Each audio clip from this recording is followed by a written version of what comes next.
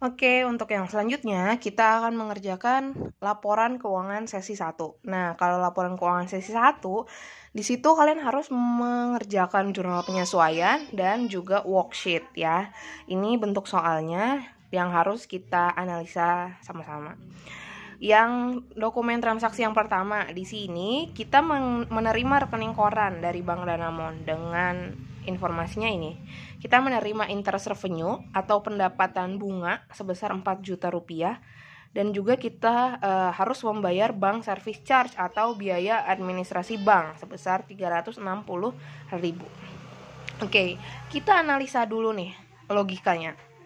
Di sini kita menerima pendapatan bunga sebesar 4 juta. Berarti kan artinya ada uang yang kita terima.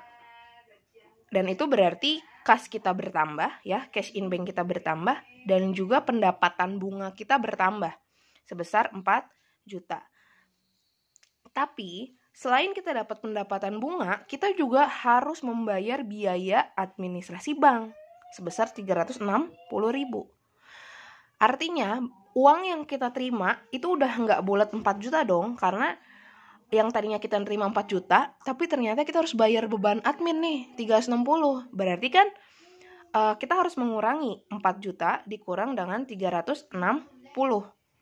Nanti hasilnya itu adalah uang yang kita terima, kayak gitu. Dan untuk mencatat di jurnalnya seperti apa? Mencatat di jurnalnya ya seperti ini. Pertama, jangan lupa kalian menulis tanggal. Lalu kita tulis keterangan. Tadi, ada 3 akun yang mempengaruhi. Yang pertama, pastinya ada cash in bank. Kas ya, karena kan kas kita bertambah. Selain itu, kita juga harus bayar beban. Berarti beban kita juga bertambah. Dan satu lagi, kita mendapat pendapatan bunga. Berarti pendapatan bunga kita bertambah. Ya, itu 3 akun yang terpengaruh dari soal transaksi 1. Kas dan beban kalau bertambah itu kan harus dicatat di sebelah debit. Makanya di sini kita tulis yang duluan itu adalah si kas dan bank service charge atau beban. Lalu satunya lagi pendapatan bunga. Pendapatan bunga kalau bertambah kan memang normalnya ditaruhnya di sebelah kredit. Makanya dia ditaruhnya paling terakhir gitu. Setelah akunnya ditulis, langsung masukkan angkanya.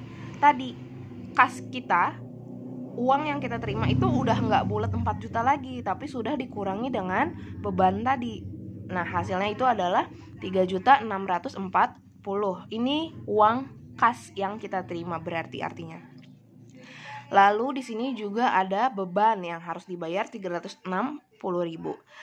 Nah, pendapatan bunga tadi yang kita terima berapa? 4 juta gitu. Jadi jangan lupa debit dan kredit sisinya, kedua sisi ini harus balance. Jadi ini kalau ditambah ini kan hasilnya 4 juta.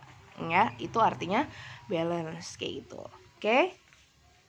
Kita lanjut ke transaksi berikutnya. Transaksi 2 itu di sini data penyesuaian akhir periode. Yang pertama ada persediaan akhir supplies sebesar segini 4.300.000 dan ada beban sewa toko sebesar 1,5. Oke.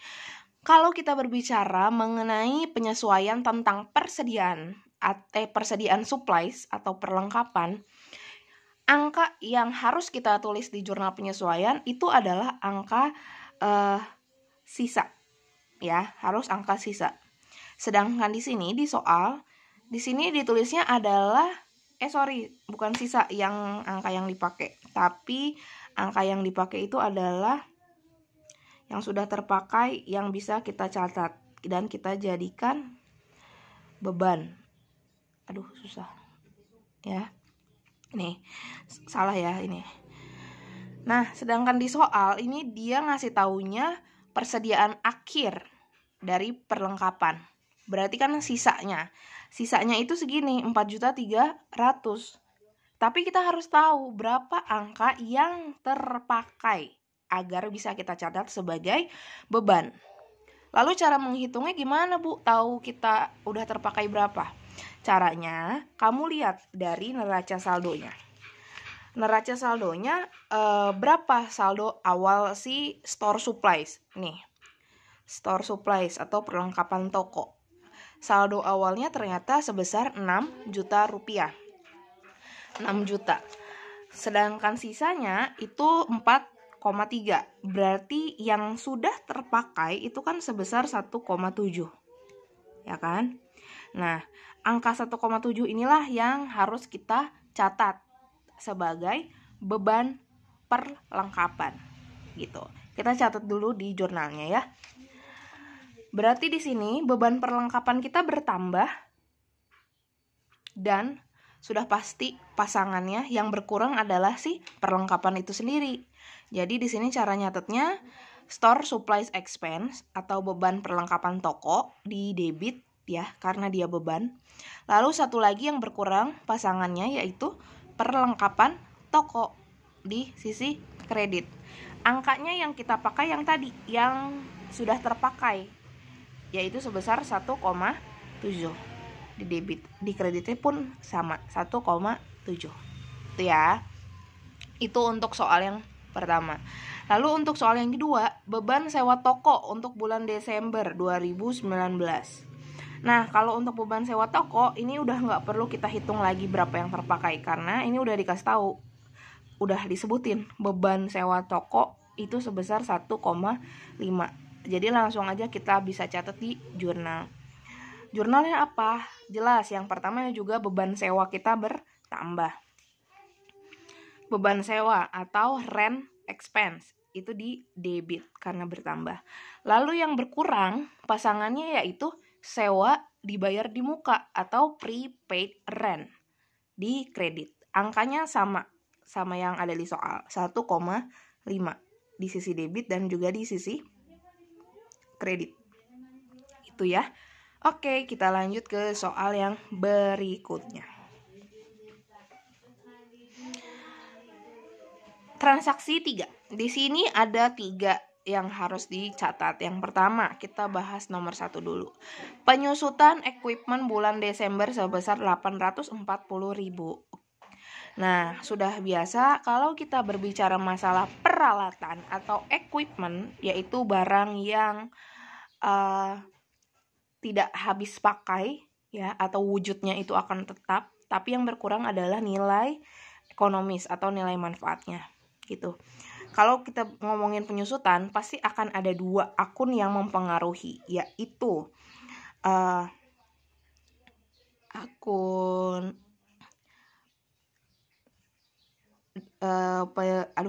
apa sih bahasa Indonesianya, penyusutan, pasti ada akun penyusutan. Terus pasti ada akun beban penyusutan. Dan satu lagi pasti ada akun akumulasi, saya singkat aja ya, akum penyusutan. Pasti akan ada muncul akun-akun ini kalau ada penyusutan. Dan cara nyatetnya di jurnal itu apa? Seperti apa? Cara nyatetnya seperti ini. Yang pertama, jelas kalau ada penyusutan pasti yang bertambah itu adalah si beban penyusutannya. Beban penyusutan atau depreciation expense. Ya. Lalu yang di kreditnya apa? Akumulasinya. Akumulasi penyusutan peralatan. Angkanya langsung aja kita pakai yang ada di soal, 840.000 untuk di debit dan untuk di kredit ya. Itu. Oke, terus nomor 2 dan nomor 3 ini logikanya sama ya. Intinya kita harus membayar gaji bulan Desember 2019 sebesar segini. Tapi kita baru bayarnya di bulan depannya, di 2 Januari 2020. Tanggal nomor 3 juga sama logikanya nih, kita harus bayar listrik di bulan Desember 2019, tapi baru bisa kita bayar di bulan Januari. Ini tipe ya, harusnya 2020. Kan dua-duanya jenisnya sama nih, tipenya sama ya. Jadi bisa langsung kita kerjain bareng. Yang tanggal 2 berarti kita punya beban gaji yang harus kita bayar. Ya, berarti yang bertambah adalah beban gaji. Dan yang di kreditnya apa? Lihat tadi, kita punya utang yang masih harus kita bayar, utang beban yang masih harus kita bayar. Jadi nyatetnya langsung seperti ini. Yang pertama di debit adalah beban gaji, wages and salaries expense, dan yang dikreditnya adalah expense payable. Ya, ini kalau kamu mau tahu artinya, cari di soal yang halaman depan yang ada translate bahasa Indonesianya. Expense payable atau beban hutang yang masih harus dibayar. Angkanya sama yang kayak ada di soal, langsung ditulis aja 4.500.000. Ya. Terus yang satu lagi tadi itu kita harus bayar listrik dan telepon. Sama, berarti yang di debit adalah beban telepon dan listrik. Dan yang di kreditnya sama, beban hutang atau expense payable. Angkanya langsung aja ditulis. 2.750.000, 2.750.000. Kayak gitu ya. Kita lanjut ke soal penyesuaian yang terakhir. Aduh, ya udah biarin deh. Gimana sih?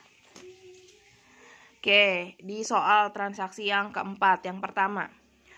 Oleh karena pencatatan PPN income dan outcome sesuai dengan faktur pajak, maka kedua akun tersebut dapat ditutup. Ini kata kuncinya ada di sini. Dapat ditutup dan saldonya akan dipindahkan ke prepaid PPN atau PPN payable. Oke. Kalau ini cara ngerjainnya, yang pertama, kamu lihat di bagian neraca saldonya. Di neraca saldonya kamu lihat PPN income dan PPN outcome-nya berapa. Kita cari ya, PPN income itu adalah yang ini, yang 42,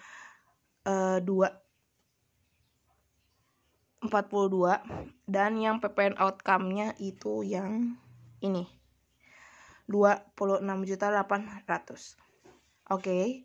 Tadi udah kita garis bawahi, kata kuncinya di situ adalah ditutup. Artinya kalau kita mau menutup suatu akun, yang harus kita lakukan adalah membalikkan sisi debit dan kreditnya.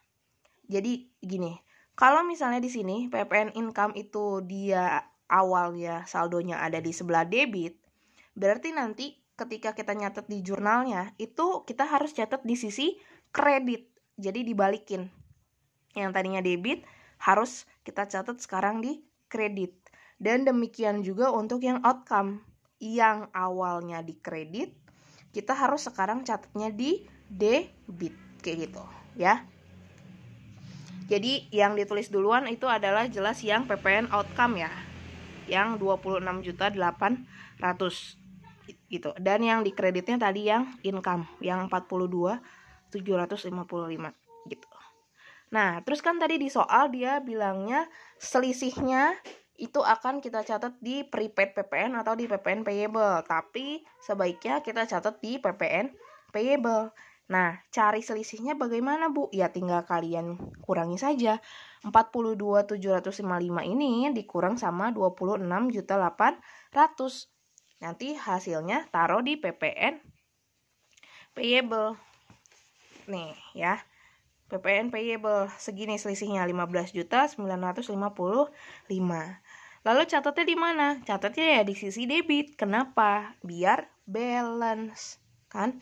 Ini kan tadi di debit baru 26 juta, sedangkan yang di kreditnya udah 42 juta. Kalau misalnya si selisihnya tadi kita taruh di kredit, kan makin nggak balance tuh, makin jauh. Jadi gimana biar balance? Ya tentu saja, berarti harus dicatat di sebelah debit. Gitu. Oke? Sekarang kita kerjain yang kedua. Hitung pajak penghasilan atau PPh badan dengan ketentuan dasar pengenaan pajaknya 1% dari peredaran bruto. Ini cara mengerjakannya. Yang pertama itu adalah kalian harus tahu ya, peredaran bruto di sini itu artinya sama dengan sales atau penjualan. Nah, untuk yang ini cara ngerjainnya itu adalah pertama, kamu tulis dulu angka salesnya berapa. Lalu kamu kurangi sama sales return ya. Nanti kan hasilnya ketemu tuh. Ini dikurang ini. Baru kamu kalikan dengan 1%. Itu. Ya. Cara ngitungnya kayak gitu. Berarti di sini yang pertama harus kamu lakukan adalah sales dikurang sama sales return. nanti hasilnya dikalikan dengan 1%, maka akan dapatlah angka sebesar ini, 11.209.000. Jurnalnya apa? Yang di debit adalah income tax expense atau beban pajak penghasilan, dan yang dikreditnya adalah pajak yang dibayar di muka atau prepaid tax. Angkanya juga sama. Kayak gitu. Udah, kalau misalnya udah selesai menjurnalnya, jangan lupa di bawahnya dijumlahkan. Ya, ini semuanya dijumlahkan dan harus balance. Angkanya harus sama antara debit dan juga kreditnya. Gitu. Ini untuk jurnal penyesuaian ya. Selanjutnya untuk worksheet akan saya jelaskan di video selanjutnya.